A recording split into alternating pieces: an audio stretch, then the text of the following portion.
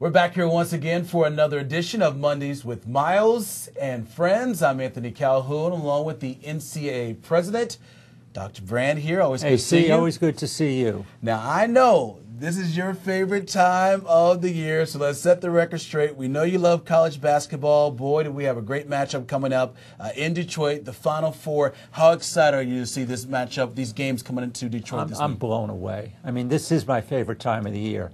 I like March Madness. I like when we go through the tournament, when we see all those great games, the great kids out there playing their hearts out, both the young women and the young men. I think it's just the best time of year. It's great fun. Yeah, and what I think is so unique about this year, and knowing how difficult it has been in the economy, the past 3 to 4 months, to have it in Detroit, and we know how much that city has been struggling financially with the car industry. How nice is it to have the Final Four in that city right at this time? I think it's an absolute privilege for us to be in Detroit. Detroit is one of America's great cities, certainly historically so, but even now. Now, they are facing some very serious challenges with the automobile companies, with GM and Ford. They're facing some very serious challenges there, of course. Having said that, it's just a wonderful city. The people there are magnificent. They've turned out for these games.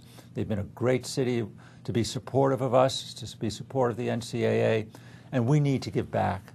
You know, we want to leave a legacy there. We want to leave some opportunities for the young people in the city to participate even when we leave.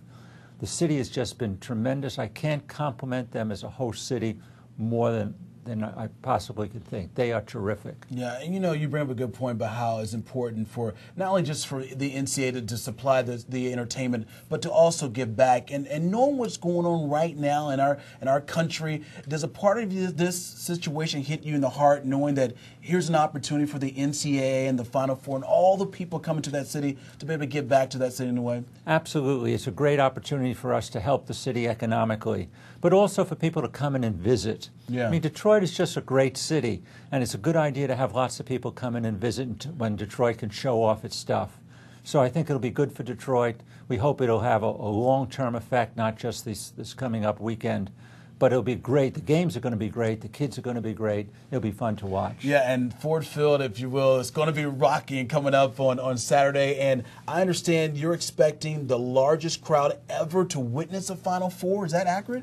You are absolutely right. We've changed the way we set up the venue.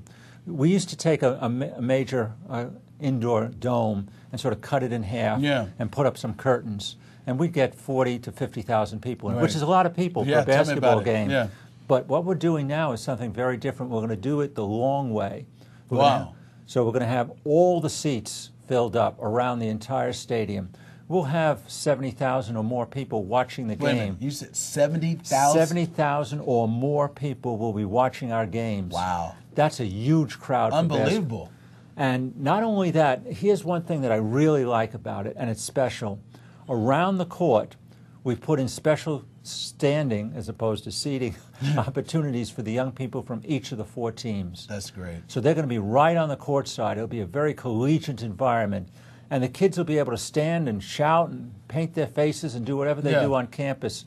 So it's going to be a real college environment, and we're really happy to do that. Ford Field is a great facility for us to do it in. Yeah, and you kind of had, I guess, experience working with Ford Field because the tournament last year, you had some games there last year at Ford Field, right? We tried this out on an experimental basis last year at Ford Field and tried to fill it up, and we didn't yet have the kids all around the court, which we will this time.